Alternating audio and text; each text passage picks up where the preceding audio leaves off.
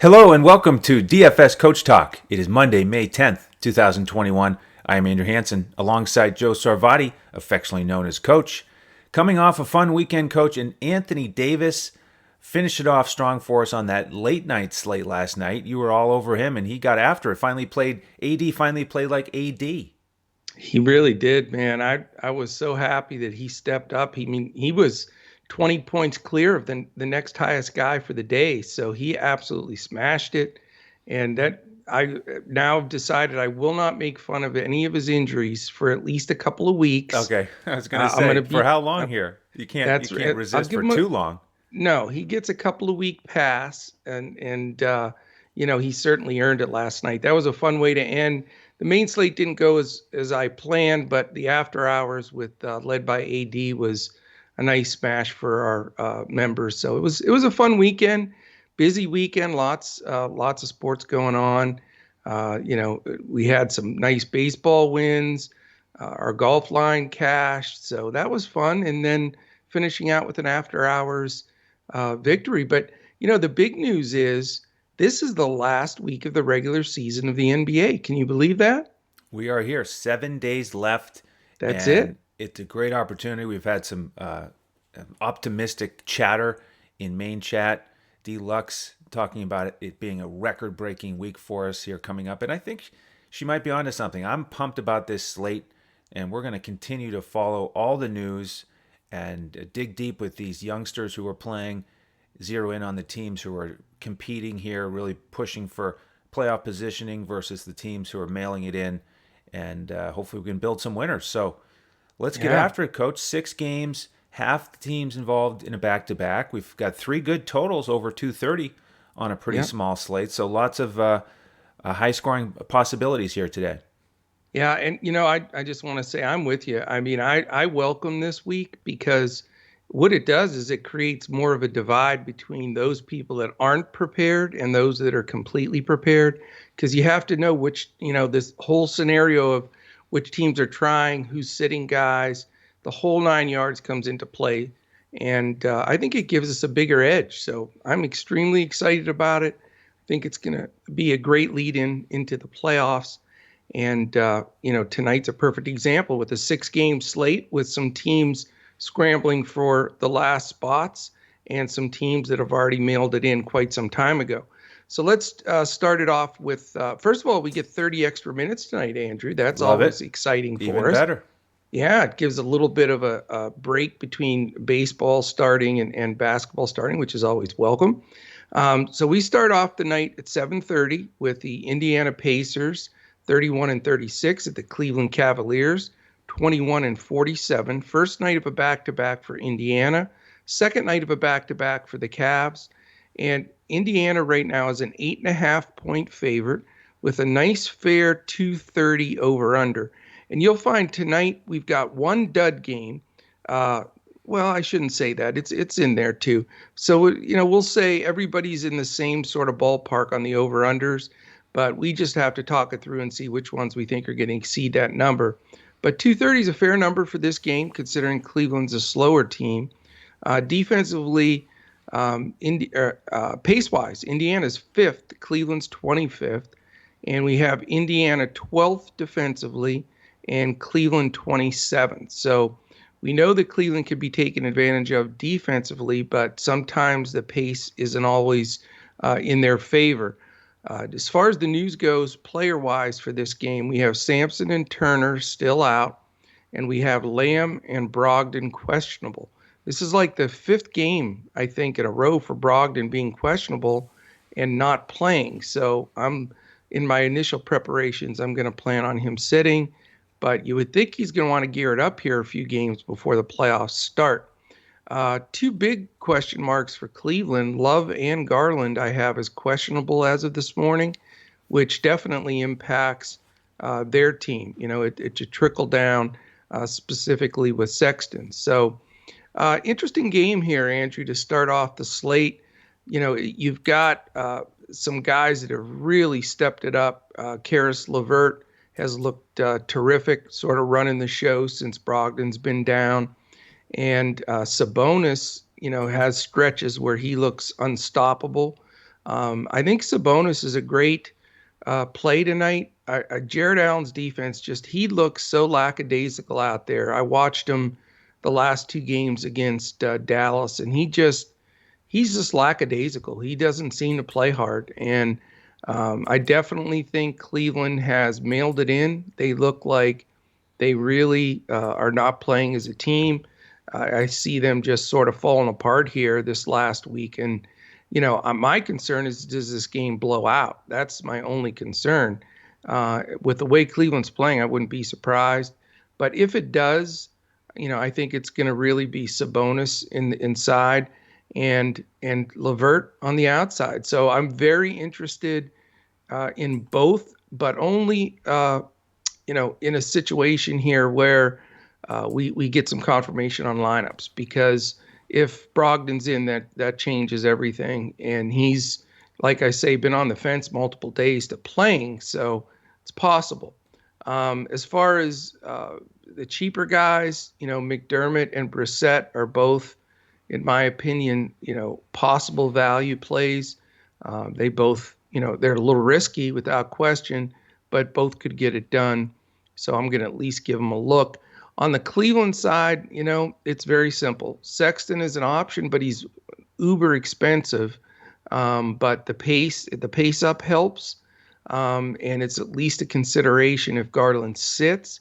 After that, I'm not interested in anybody else for Cleveland. They are pretty much a hot mess and playing a lot of guys. So again, this is one of those scenarios where we're going to watch the news all the way through till Discord lock and find out, who's in and out. I could have some exposure to Indiana, probably not to Cleveland though. Yeah, I'm focused on Indiana here primarily. I do think there's a good chance that they win pretty easily. I agree that Cleveland has mailed it in, and if Garland is out, Osman questionable with what I'm looking at also. Oh yeah, I see that here. You're right. Then their scoring potential really takes a hit. They're starting to play some of these young guys more, and their bench right now is not good. No. Dotson, Jeremiah Martin, Broderick Thomas, even Verajao getting some minutes. The vet. Yeah, he came in early yesterday. Yeah. That was hilarious. I can't believe he's in the league. It was like, flashback. So I'd be surprised if Indiana isn't leading by double digits in the second half.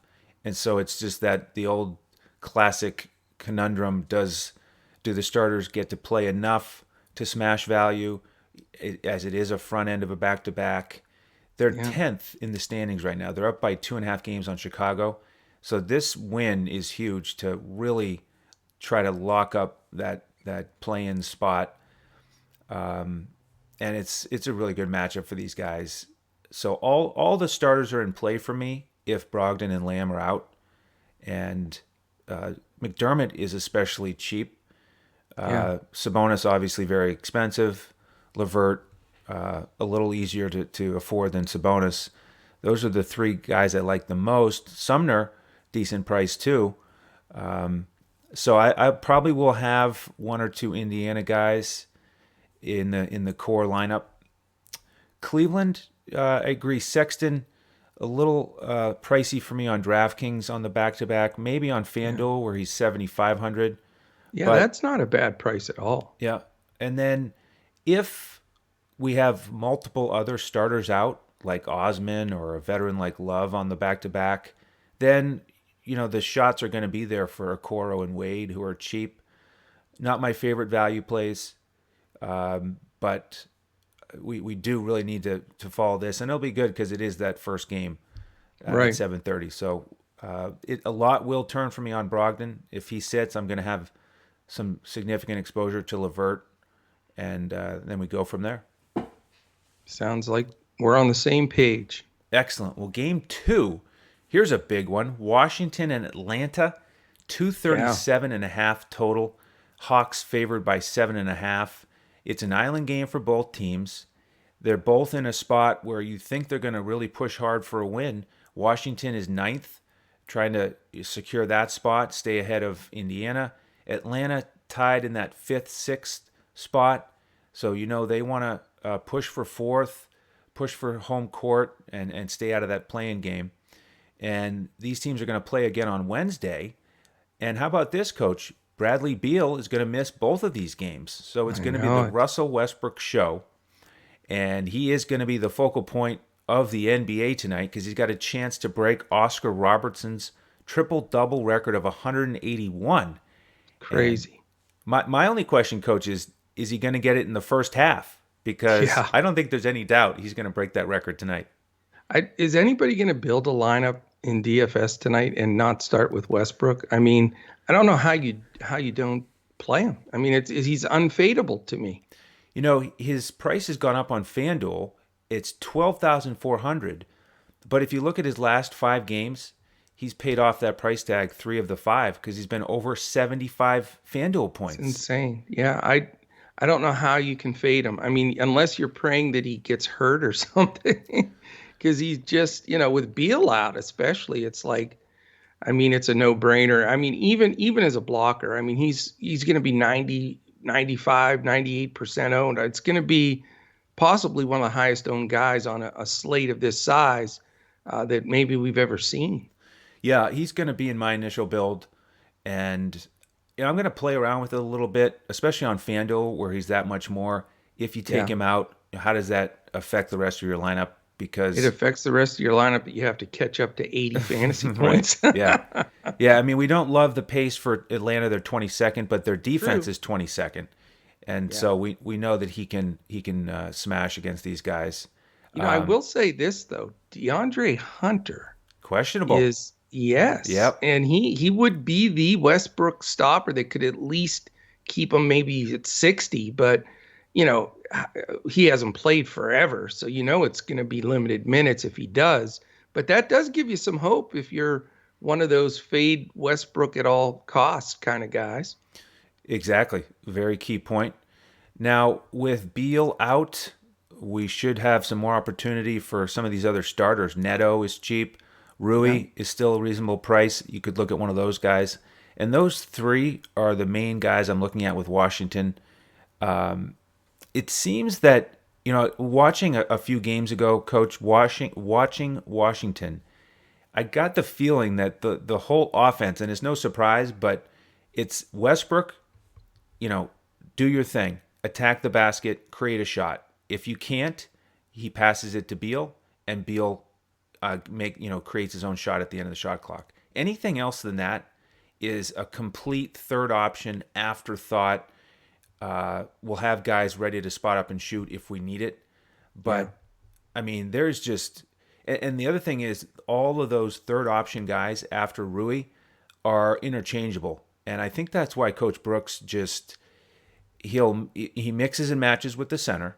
He Yeah. knows he has 3 centers who are playable, and he'll just plan to rotate them. If somebody gets hot, he'll give them a couple extra minutes, and it's the same thing with whoever fills in as a starter. Anthony Gill has done it. Hutchinson has done it. Matthews has done it. And he just wants one of those guys out there to shoot. And if they're hot, he'll give them a few extra minutes. If not, it's on to the next guy. So I think anyone else other than Westbrook, Neto, and Rui are real GPP options that you can't really trust. Right. On the Atlanta side, Trae Young is really cheap on FanDuel at 8,400. That price kind of surprised me. He's in the mix for me. Bogdanovich certainly in the mix for me in this game environment. Washington's still 20th defensively. We love the pace, so I like the idea of running it back with one of those guys with Westbrook, and then after that, I'm not as interested in the rest of the Atlanta guys. That Hunter news is significant, like you said, for It is. defense, and his price tag on FanDuel is interesting for GPPs. He's 3,800. Even if he plays 20 minutes, a Oh couple yeah. blocks, couple steals, he could potentially pay that off. So we'll keep an eye on that. If he doesn't start, we've got Snell, who's also questionable. If he doesn't start, looks like Solomon Hill. So if Hunter sits, then I feel even better about Westbrook. If he plays, we got to hesitate a little bit. But I like Westbrook here and either Trae Young or Bogdanovich. How about you? Yeah, there's only one difference for me. I really, you hit that one right on the head. I mean, I agree with everything.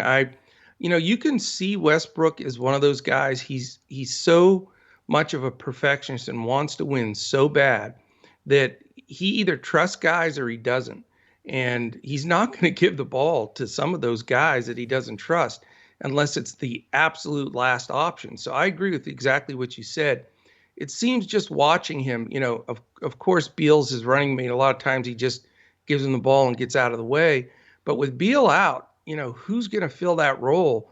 It's not very pretty. I mean, I've seen him show a little confidence in Rui on occasion, and that makes me think that maybe Rui pulls a little bit more of that usage and gets more opportunities. But he hasn't been playing great since coming back from the injury. But Rui's on the board for me a little bit. Raul Neto is also slightly on the board as a GPP play, but with Ish Smith coming in, it's just too messed up from there. All the other guys, I think, are all like exactly you explained, a dime a dozen, rotate, see who's hot. So it's Westbrook or bust. I'm going to use him even if Hunter plays, because it's just, I don't want to have to catch up to that many points. And I think there's enough value with all the different rotations that we can still make it work. It would take him being probably over about 13.5 for me to fade him. If you look statistically, he just keeps getting it done, and it's an unbelievable run, and the extra motivation to pass Oscar tonight. So, yeah, Westbrook's going to be in there. I do like your take on Young and Bogdanovich. I'm looking at one or the other. I think it's just a smart play with Washington's defense not being great and their number one pace. I'm almost leaning towards Bogey over Young right now. I don't want to play both because of the expense. But the difference that I have, the guy that you didn't mention that I think's in play here, and that's Clint Capella, because that rotation of centers, they're not great. And defensively, Len and Lopez are definitely a step back, and Gafford's getting small minutes. So I think, Atlanta needs to win this game. Capella should get all he can eat in the paint, lots of rebounds. When you're playing the fastest paced team in the league, that means there's a lot more shots going up. And this just reeks of a Capella 20 rebound game.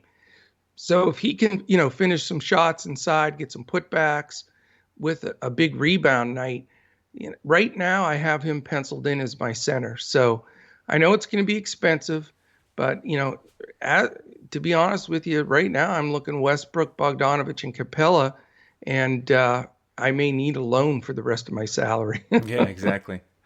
Well, before we get to the next game, do we want to announce a giveaway here on the Russell Westbrook night?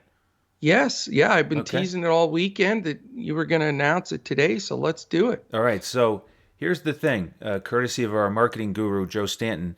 If you retweet our pinned tweet on Twitter, we are at DFS CoachTalk, and Westbrook hits that record-breaking triple-double tonight, we're going to give away 3-day membership to someone who retweets that.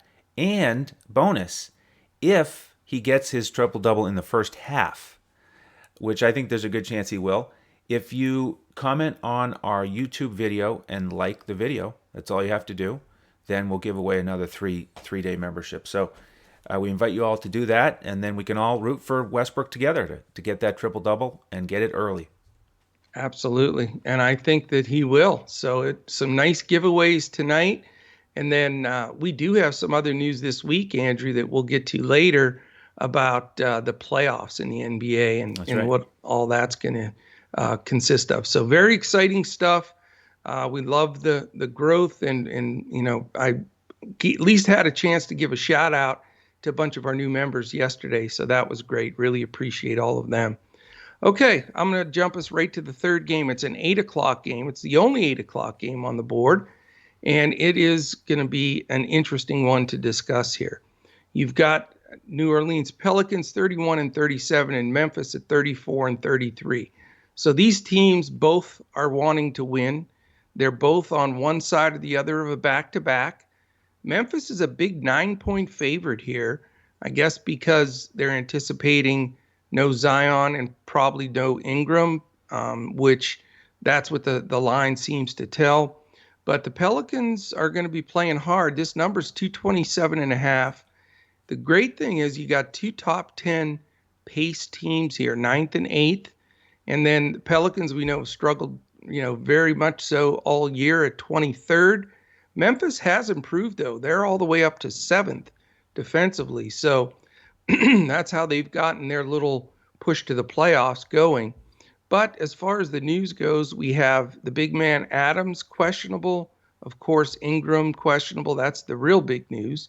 Zion's already been ruled out, and Grayson Allen is out for Memphis. So, the 227.5 total with both teams playing hard here, wanting to win, definitely brings me some interest here. I think on the Pelican side, we've seen who's picked up some of that usage, and, a little bit of it has gone to Lonzo, some to Bledsoe, and then, Hernan Gomez for if Adams doesn't play. All those guys are getting some of that, and then they're getting, chipped in by James Johnson, Najee Marshall, and then Nickeil Alexander-Walker, who returned yesterday and looked terrific.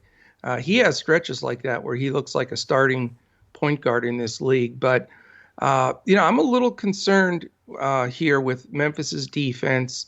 The fact that the Pelicans played an intense game yesterday against Charlotte where it was Lonzo versus LaMelo, which they both did okay, but LaMelo definitely outplayed his big brother. So really on the Pelican side, and I can't wait to get your response here, Andrew, because I know you're going to have some interest here, but I don't see myself going anywhere with New Orleans. Najee Marshall, I played yesterday, and I thought he would be more counted on. But now that with Walker and the usage being split up, I'm just, when you have two stars out like Zion and Ingram, if Ingram sits, you think, okay, this is a team we got to focus on. Find the one or two guys that all that usage is going to. But it just seems spread out by like 6 or 7 guys. And with Memphis's D, I just don't want to go there. On the Memphis side, however, I think Ja is in play here. I know he's a little pricey, but not too bad. But I think he's in play because they want to win this. I think that the sooner they can get this next win to go 2 games over 500 and feel secure about their spot, I think is a good thing. So he's in play for me.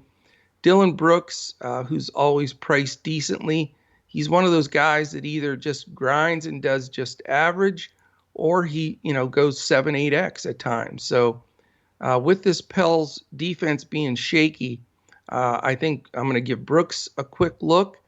And then, right now, the other guys, they're getting a lot of usage for everybody. So the fact that Anderson and Triple J, Joe Val, all these guys, Clark, it's just too much of a spread of who's doing what, in my opinion.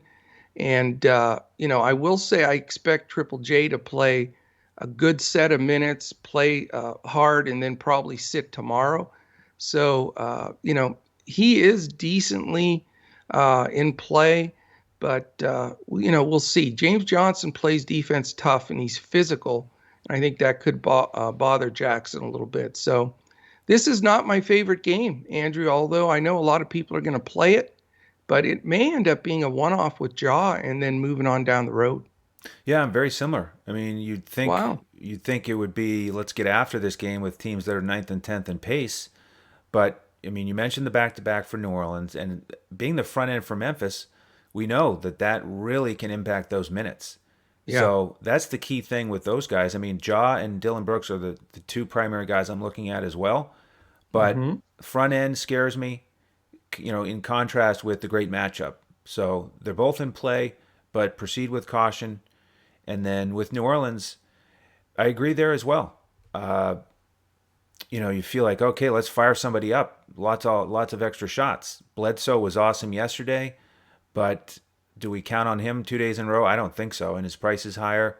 So you could certainly play a one-off here, and my favorites would be Marshall or James Johnson. Decent prices to kind of fill out the roster. You feel solid about those guys. But that's it. And so I'm really not very interested in this game. And yeah, I'm surprised. And that's interesting because I think it will be pretty highly owned. Yep. All right, let's move to the second half of the slate. Milwaukee, San Antonio at 8:30. The Bucks favored by 7.5, 233.5 total. This is a front end for Milwaukee, which is very important. They're another team that is really significant for.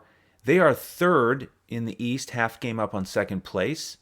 So you would think that they would want to have their guys get a decent run and get the victory. But San Antonio is going to be pushing hard on the other side. They're 10th, and right in between these teams that are nipping at their heels, like New Orleans, and just in front of them, like Memphis.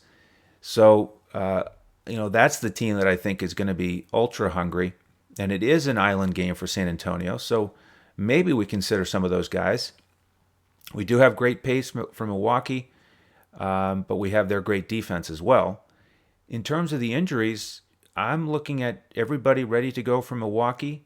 And on the San Antonio side, we just have White still out and Lyles still questionable.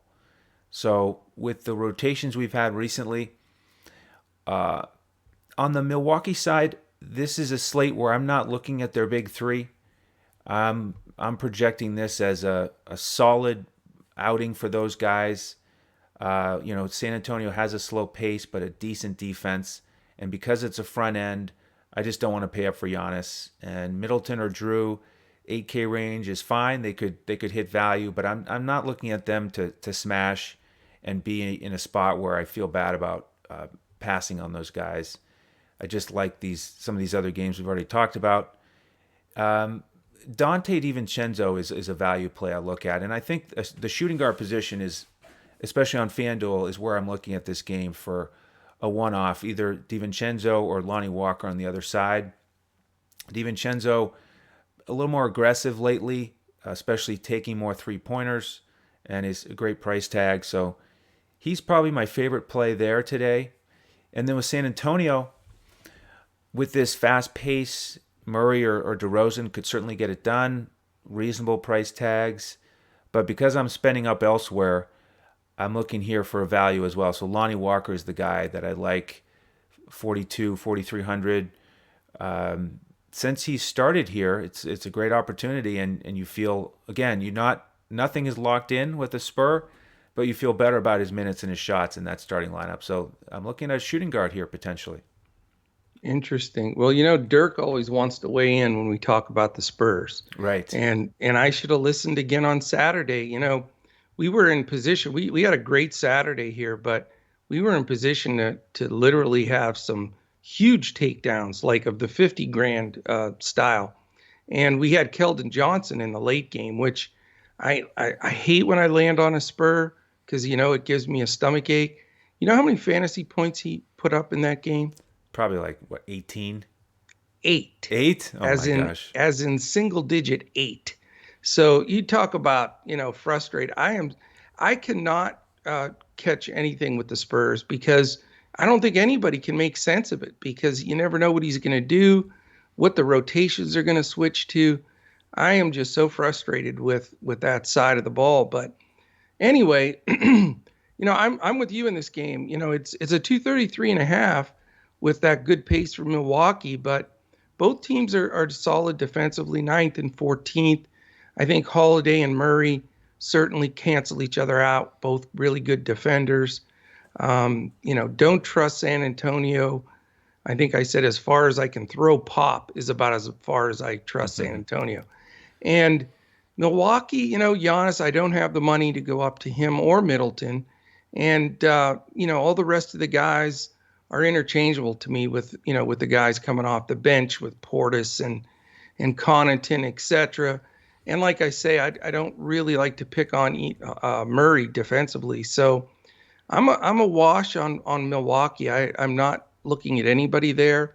And then as far as San Antonio goes, I'm hesitant, but I will say I think DeMar DeRozan's in a good spot. The fact that it's an island game gives us a little bit of a shot that you would think DeRozan would play full minutes and this game would stay close enough because it's only a 6.5 point spread. And, DeMar's, this is one of those kind of games where, they get him the ball and ask him to get it done. He's sort of the last man standing as far as, the veterans that really lead this team. So I'm definitely interested at DeMar. I think his price is very fair, but that's if I'm able to work him in, I will. But other than that, I don't like this game. Okay. All right, we have 2 after-hours slate games, and we've been crushing the after-hours, man. I don't know what it is, but we seem to get hot there in after-hours. Lots of news here and information. It's the Jazz at 50-18 and the Warriors at 35-33. Again, it's a 10 o'clock game. Utah's only favored by 3, which is, showing some respect to the Warriors. It is the first night of a back-to-back for Golden State. The over-under's 226.5, which, believe it or not, that's the lowest of the 6 games. I thought that was pretty interesting. In a Golden State game, you don't get usually one of the lower over-unders. But the reason that is, they're 3rd and 5th, respectively, in defense. So you're talking to the top 5 defensive teams. Utah is 15th in pace, which again is faster than a lot of people realize. I mean, they're right in the middle of the pack. And then Golden State is 2nd. We know their games are up tempo big time. From the Utah side, big news still. Conley, Mitchell, and Morgan out. Golden State, we have another threesome out. Pascal, Oubre, and Lee. So, the benches are both a little thinner than normal. What Utah's done during this time that Conley's been out, you get a little bit of a fill in from Ingles and Clarkson. Clarkson's had some really good games, some average games. Really, the guy that stepped up the most for them is Bogdanovich. He's had some monster games, including a 48-point game over the weekend. Real points, not DFS points. Niang's not a bad play as far as if you really need super value, but he does run into some good D and Green and Looney and some of those inside guys. Gobert has been not the dominant Gobert that we've seen in the past. I don't know if they're not playing him full minutes to keep him fresh for the playoffs. That's my thought. I don't think he's completely 100% either. I think he's just, trying to coast this last week. So don't want to spend up on him. Don't trust O'Neal because he can throw one of those 8s in there like Keldon did. But he's also, value that can get you 35. So, but for me on the Utah side with the pace-up game, you definitely have to at least consider a couple guys. Those guys for me, I don't know if I'll end up with any of the 3 of them, but it would be Clarkson, Ingles, and Bogdanovich, excuse me, as the plays. Maybe one off of those 3 guys. On the Golden State side, I'm not going to probably have the money here unless I make a decision to fade one of the other expensive guys I've already mentioned. And then we have this last game on top of that. But I'll tell you, Andrew, watching Curry this weekend again, I got to take a sip of coffee. You want to say something about Curry? Well, he's the best shooter ever, and he doesn't even need 30 minutes to smash if he's playing Oklahoma City. We know that. I mean, it's almost like, it's to the level of beyond belief. Like, I don't know if it's just me. He's always been a phenomenal shooter, but he's not even getting squared up, or he's not even within reason to the basket. It's like he's almost to the point where he's so good, he's bored with shooting just normal 3s.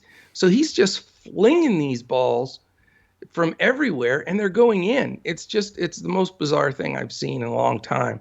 And I just, he's in such a groove that you have to at least consider him every game. Now, price-wise, it's brutally tough. Probably won't go there, but I had to make a mention of it because he's just not an automatic pass, because he can drop 10, 12 threes without even thinking about it. So, he's in my player pool, but only if I rest or not play one of the other big guys like a Sabonis or Westbrook. But man, is he something. He really is amazing to watch. And, they don't have a great matchup for him. It's going to Yeah, they be don't. O'Neal, but he's not really a point guard specialist guy. So, if it was a DeJounte Murray or Drew Holiday or one of these guys, but this is going to be a little tough for them. And, he's definitely worth considering. And so I've got him there as a substitute for one of the big pay up guys. After that, though, Bazemore's been okay for his price, but it's now increased a little bit.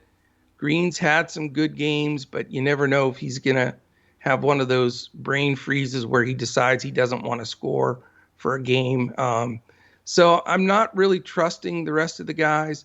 Wiggins has been, consistent. I mean, you certainly can go to those secondary guys for Golden State, but it's a pace down game for them with Utah. Utah's good defensively. So more than likely, it's if I can find any way possible to get Curry in, I'll do it. If not, slight consideration of Baze, but I'd like to have exposure to this game, but not stacked. Yeah, I'm pretty similar. Kind of surprising with Golden State in the mix that it is such a low total comparatively, and that we're not more excited about getting more guys out here. But Clarkson and Ingles have been priced up with these guys out. And Bogdanovich has been hot, like you said, but it is a real tough matchup with all these guys. There's a reason that Golden State is fifth. And, right. They've got length and quickness, and Wiggins taking defense seriously this year. Yeah, he's been amazing this year. Yep. I mean, way better defensively than any other time in his career. He was a bottom 10% defender, and this year he's a top 10%. How do you go from bottom 10 to top 10? I don't know, but something changed. Well, it's just mentality and effort, and he committed himself to it, and it's paid off. So it'll be a tough go for Utah because of those matchups. And Niang is the value play that I like the most. Like you said, he is inconsistent. If he hits his threes, he can smash that price. If he doesn't, he can throw up a dud. On the Golden State side, I'm glad you mentioned Curry. I agree completely. They just don't have a good matchup for him. I mean, O'Neal is their best defender other than Gobert. He's got better quickness than everybody else in that lineup and length, but he's not quick enough to stay in front of Steph. And like you said, Steph can be sideways 7 feet behind the line. As long as he can see a sliver of an opening, he's ready to shoot it and swish it. So Curry, yeah, you can consider him for sure.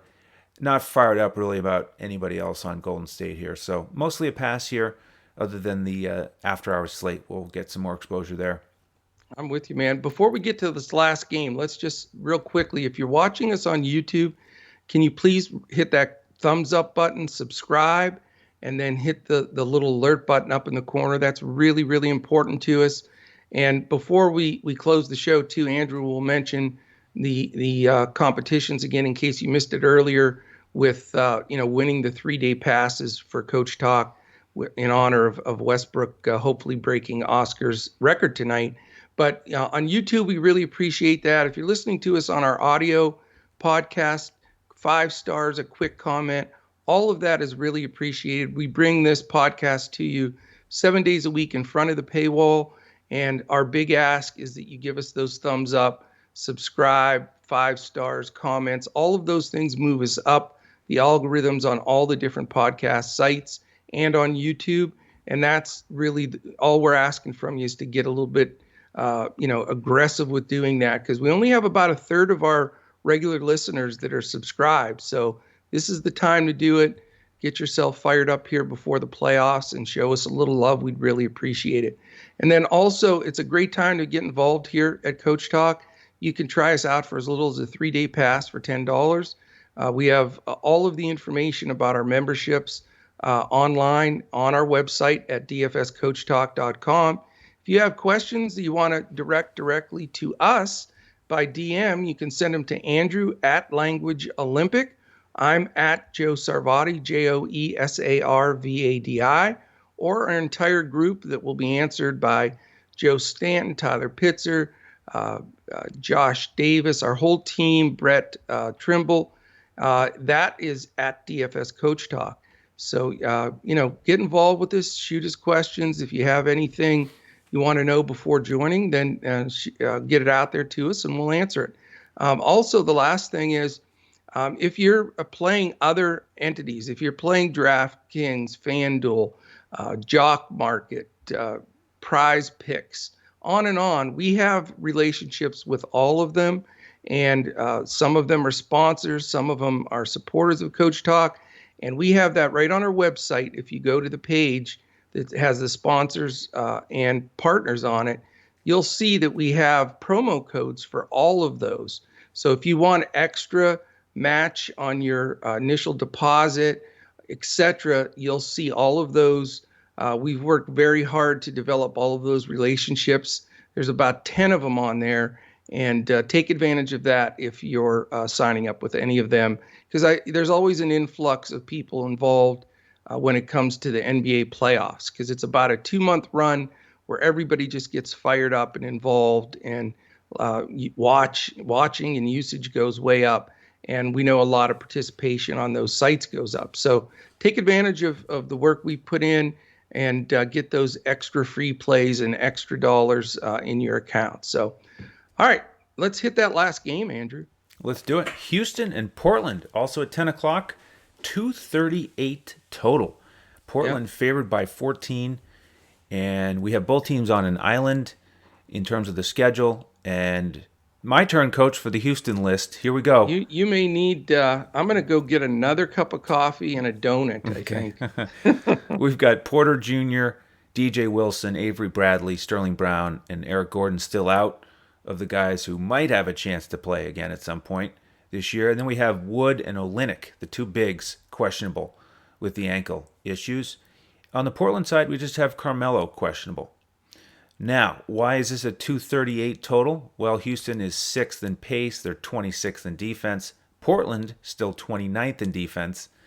So pretty good game environment here. We just have to sort through the lineups and rotations. Let's start with Houston. And what I'm projecting is, at least the way I'm building my lineups right now, is I'm assuming Wood and Olynyk are out again. If they are, we get that crazy rotation of centers. Look at what the centers are for Houston.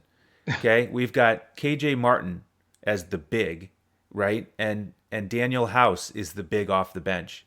Imagine, 15 years ago if you said, here are the two bigs for Houston, back in the days of Sampson and Olajuwon.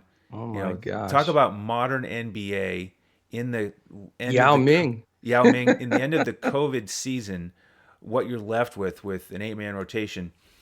But in any event, you've got those two guys. You've got the other likely starters: DJ Augustine, Jeffries, Jayshawn Tate, Lamb, and then Brooks and Kyrie Thomas off the bench. I don't think that team could win the G League. I think they get beat in the G League. might be close, but they're certainly getting minutes and confidence now. These last few games, and it is a great matchup against Portland. Some of the price tags have gone up. The last game they played, if you look at the box score, remember it was a back-to-back. Yeah. And to me, the thing that stood out was they had Augustine and House, the veterans, only play 18 minutes. Yeah. So it was really, let's have those guys just kind of hold down the fort and give us our 8 guys while we feature these 6 young guys. And so I'm looking primarily at the 6 young guys. I think they're all playable. Jeffries, I've said he's not my favorite in terms of a scorer, but he was decent last game. Jayshawn almost had a triple-double.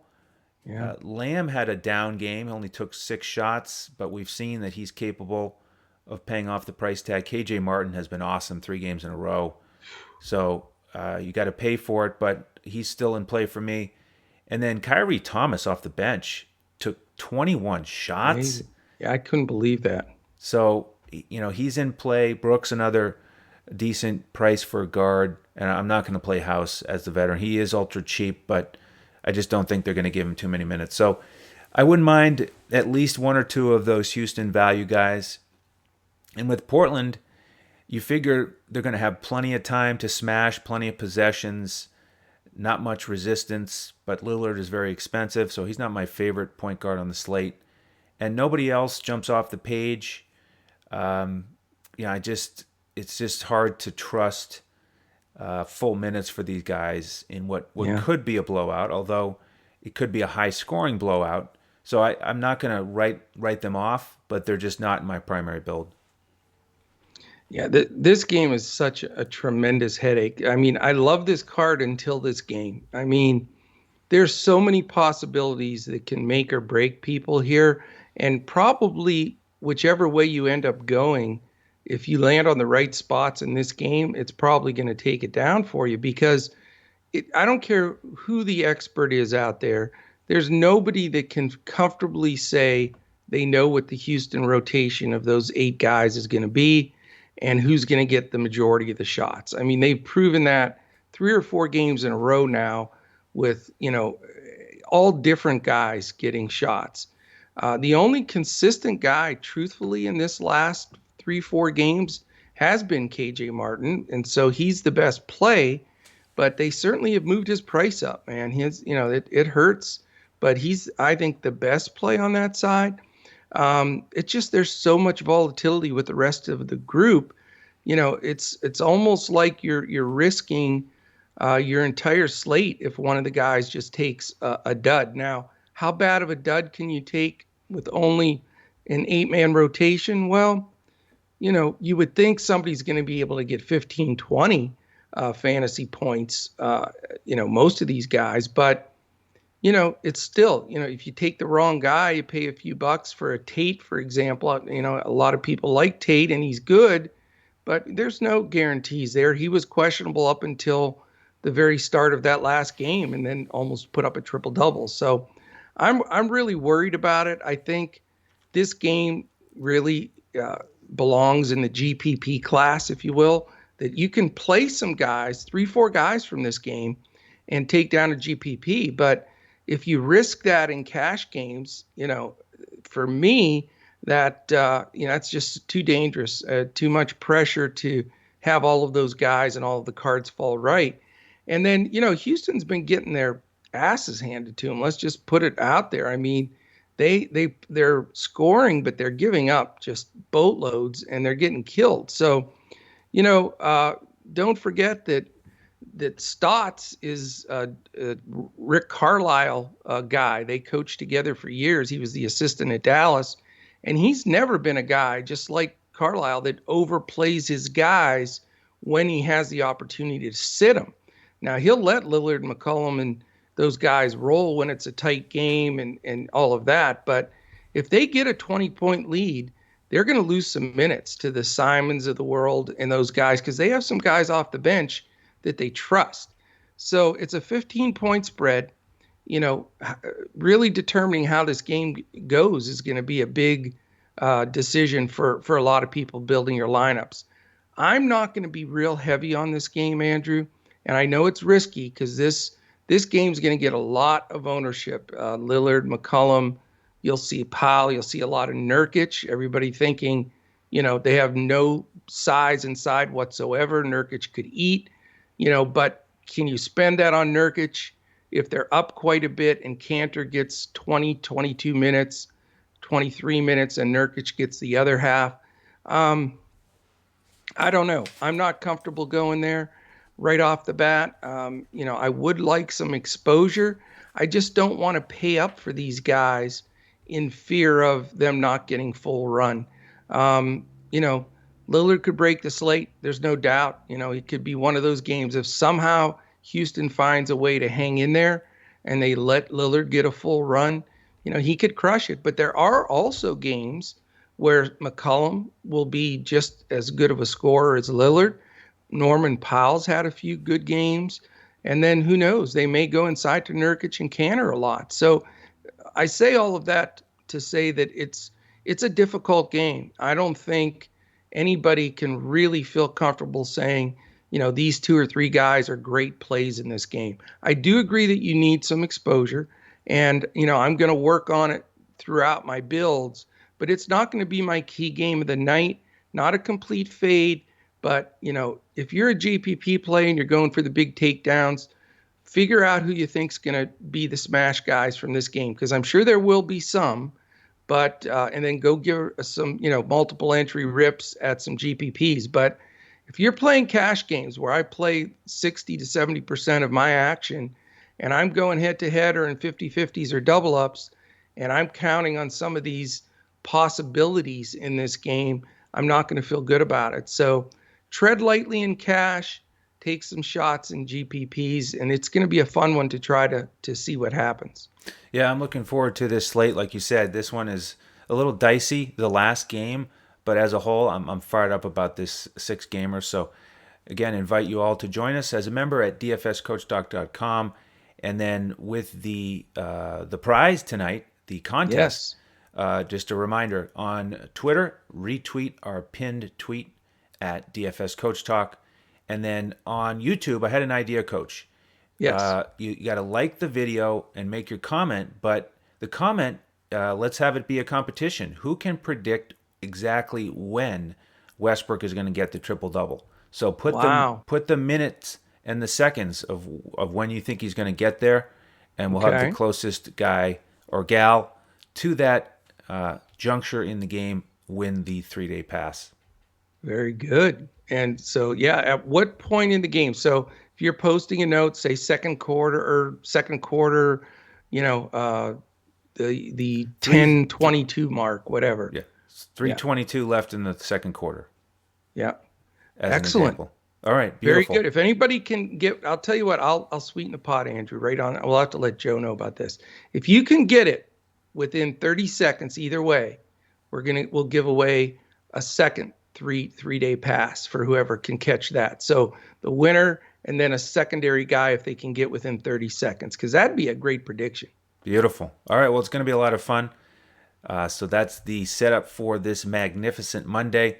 We thank you all for tuning in, and we'll be back again tomorrow, of course, for another NBA slate here in the last week of the regular season. On behalf of the coach and the rest of the DFS Coach Talk team, I'm Andrew Hansen. Thank you for joining us, and we'll see you tomorrow when we look to crush it in DFS.